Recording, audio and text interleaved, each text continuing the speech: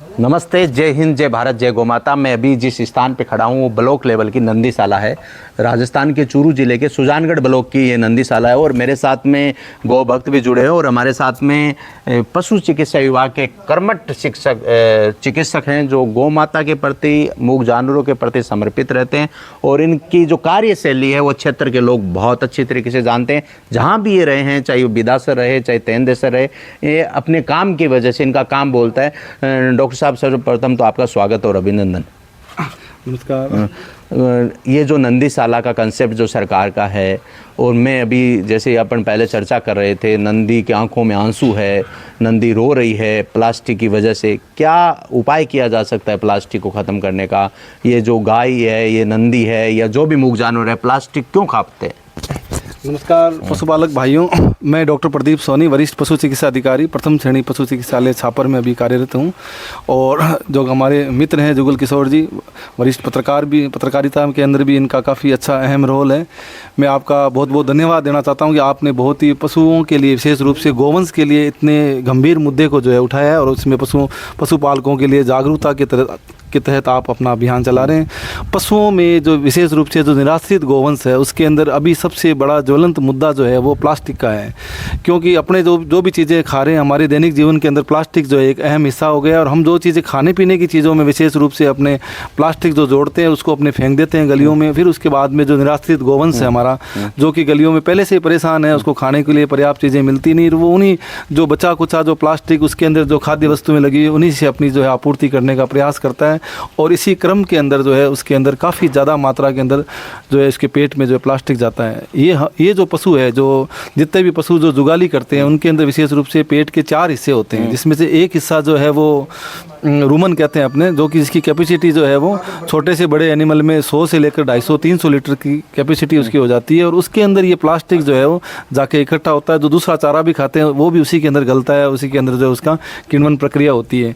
लेकिन प्लास्टिक उसके अंदर लगातार खाते रहने से वो इकट्ठा होता रहता है। 1 किलो, 2 किलो, 5 किलो, 10 किलो, कई बार तो ये है कि 50 किलो, 60 किलो से भी ऊपर जो है प्लास्टिक चला जाता है। और वो हिस्सा जो है वो उस एनिमल के कोई काम का नहीं रहता और अंदर जो है उसकी जो पाचन क्रिया है उसको बुरी तरह से प्रभावित करता है। जुगाली में भी ये प्लास्टिक दिक्कत पैदा करता है और कई बार इस तरह से प्लास्टिक बीच में रुकावट पैदा करने से या आंत में रुकावट पैदा करने से पशु जो है वो धीरे धीरे खाना पीना बंद करके लास्ट में जो है वो काल कलवित हो जाता है।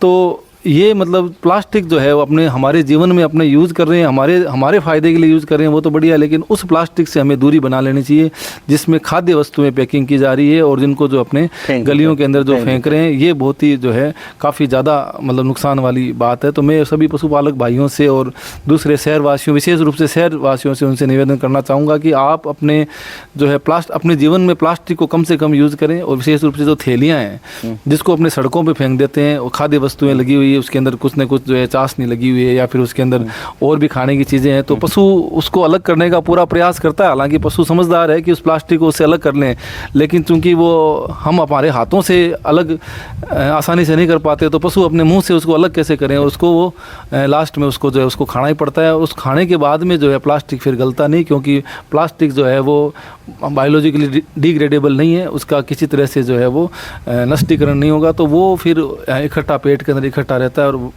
बहुत काफ़ी ज़्यादा मात्रा में उसको जो परेशानी पैदा करता है।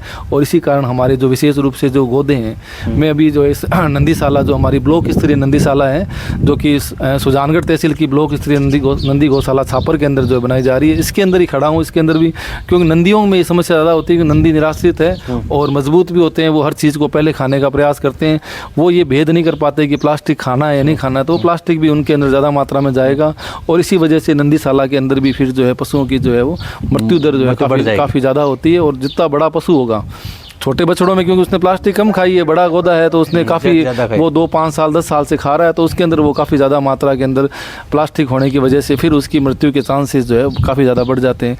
इसका एक रूमिनोटोमी ऑपरेशन होता है। रूमिनोटोमी के अंदर हम क्या करते हैं कि उस रूमन जो इसका मेन पेट है जिसके अंदर सारा प्लास्टिक इकट्ठा रहता है, उसके अंदर साइड में चीरा लगा के उसमें से सारा प्लास्टिक बाहर निकालते हैं, जो कि है काफ़ी मतलब जो है वो सक्सेसफुल ऑपरेशन है। इसके लिए मतलब बढ़िया सर्जन होते हैं जिनके दैनिक प्रैक्टिस का हिस्सा है, वो इसको बेहतरीन तरीके से खड़े पशु के अंदर भी हो जाता है।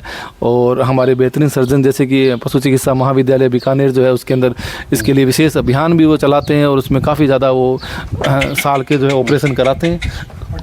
तो हम लोग जो है वो भी अपने उसके अंदर ऑपरेशन करा करके उसको निजात दिला सकते हैं। लेकिन ये एक बहुत ही ज्वलंत मुद्दा इसलिए क्योंकि ऑपरेशन कितने करें, पशु जो है गोवंश जो है वो लाखों की संख्या में है और हर पशु में थोड़ी या ज़्यादा ऑपरेशन नहीं कर सकते लेकिन हम प्लास्टिक मुक्त कर सकते हैं अपने गांव को, अपने गली को, मोहल्ले को। जी हाँ, क्योंकि मतलब पशु चिकित्सा हो चाहे मानव चिकित्सा हो उसके अंदर सीधा ही एक सिद्धांत है कि आप जो है वो बीमार न होने दें, ज़्यादा बेटर है। भाई आप हम जो टीकाकरण करते हैं वो भी इसीलिए करते हैं ताकि रोग जो है वो मतलब बचाव ही उपचार है।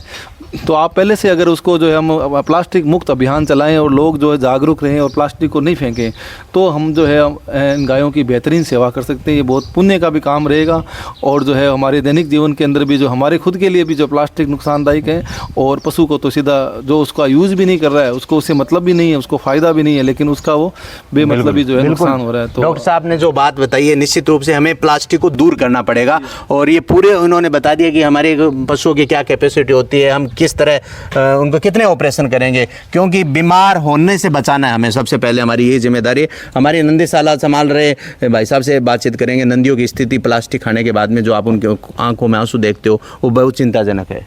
ये प्लास्टिक बहुत ही चिंता का विषय हो रखा है और पिछले 15-20 दिन से तो हमारे को ये पूरी बेचैनी हो रखी है कि ये प्लास्टिक कैसे इनको निकालेंगे। बिल्कुल, हर छापरवासी को इनकी आवाज़ सुननी चाहिए, हर देशवासियों को आवाज़ सुननी चाहिए। मैं छापर के लोगों से, मैं खुद व्यक्तिगत हाथ जोड़ के निवेदन करता हूँ, हर गाँव के लोगों से निवेदन करता हूँ कि आप प्लास्टिक बंद नहीं कर सकते, हम सरकारी प्लास्टिक बंद नहीं कर सकते, लेकिन हम हमारी किचन तक, हमारे रसोई तक प्लास्टिक बंद कर सकते हैं। मैं पूरे गोरक्षकों की टीम को सलाम करता हूँ, धन्यवाद देता हूँ। दीपक सर, छापरवासियों से क्या अपील करना चाहेंगे? मैं अपने क्षेत्रवासियों से ये अपील करना चाहता हूँ कि अपने घरों की जो पॉलीथीन है उनको बाज़ार से लाना बंद करें। व्यापार मंडल से मैं अपील करना चाहता हूँ कि पूरी तरीके से इस पॉलीथीन का बहिष्कार करें। विशेष तौर से जितने भी बड़े वैवाहिक भवन हैं उन वैवाहिक भवनों में डिस्पोजल नाम की चीज़ आती है वो पूर्णतया प्रतिबंधित करें और जो क्रॉकरी आइटम आता है उसको आप यूज़ करें। किसी भी तरीके का प्लास्टिक अपने कस्बे में ऐसा यूज़ नहीं हो जो गोवंश की पहुँच तक पहुँच सके।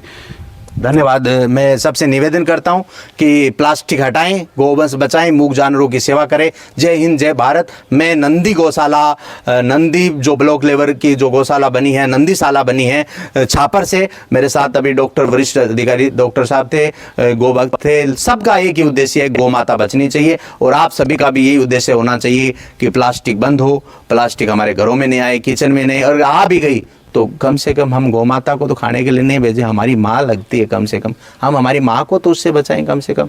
ये हमारे नंदीशाला में पशुधन सहायक हैं, उनसे बातचीत करेंगे।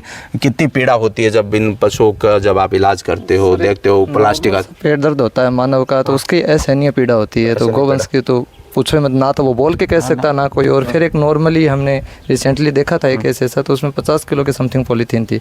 आम आदमी समा ही नहीं सकता इतना वजन, कोशिश ही नहीं कर सकता। तो वो तो निर्जीव जानवर है, पर डे उस वजन को लिए हुए चल रही है, फिर रही है, दैनिक दिनचर्या कर रही है असहनीय दर्द के साथ। ना वो बोल सकता है ना वो कुछ कह सकता है। बिल्कुल, आपकी एकदम जो सही बात है।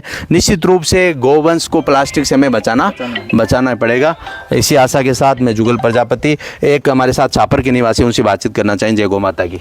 जय गौ माता, जय गोपाल। ये जो अपनी स्थिति है आपके गांव में तो बहुत अच्छे भामाशाह है, सरकारों का भी सहयोग है, नंदीशाला भी बनी है, गौशाला भी बनी है, लेकिन छापरवासी, हालांकि हर गांव की कहानी है, मेरे गांव की भी है, भारत के दक्षिण भारत की भी कहानी है, हर जगह प्लास्टिक की चल रही है। छापर में जो ये जो गाय के जो नंदी के पेट से 50 किलो पॉलीथीन निकली है वो चिंता की स्थिति है। क्या कहना चाहोगे, छापरवासियों से क्या अपील करना चाहोगे? बिल्कुल, बहुत चिंता का विषय है ये।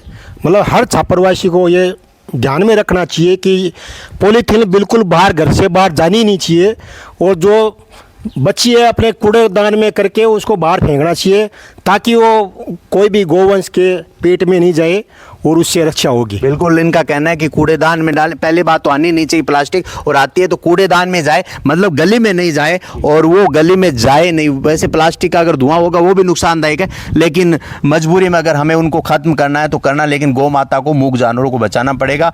क्योंकि सब लोगों से अपील है कि धरा साथ दे या न दे, बात कुछ और है, तू जरा सा साथ दे, बात कुछ और है। चलने से तो लोग एक पैर से चलते हैं साथियों, लेकिन जब दूसरा पैर साथ दे तो बात कुछ और है, बात कुछ और है। जनता को सपोर्ट करना चाहिए, सहयोग करना चाहिए। सब लोग अपनी रूप से प्रयास कर रहे हैं। ये केवल इन्हीं की जिम्मेदारी नहीं है, गौवंश बचाने की हर व्यक्ति की जिम्मेदारी है। जय हिंद, जय भारत, जय गौ माता।